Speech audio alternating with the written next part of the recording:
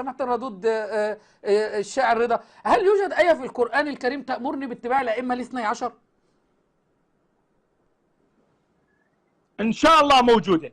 اللهم صل على محمد. وين اللهم صل على محمد وآل محمد. إن شاء الله موجودة.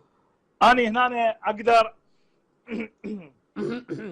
أقول لك إن الله وملائكته يصلون على النبي يا أيها الذين آمنوا صلوا عليه وسلموا تسليما. الله أكبر، وهذا دليل على تنصيب الأئمة الاثني عشر. أي اللهم صل. إنما يريد الله يذهب رسول الله، إنما يريد الله يذهب عنكم الرجس أهل البيت ويطهركم تطهيرا. آل محمد صلى الله عليه وسلم. آل محمد اللي هم مين؟ هل ابن عباس من آل محمد؟ هو ابن عم النبي صلى الله عليه وآله زي ما الإمام علي ابن عم النبي صلى الله عليه وآله. لا آل محمد، محمد وعلي وفاطمة والحسن والحسين، هذول آل محمد فقط.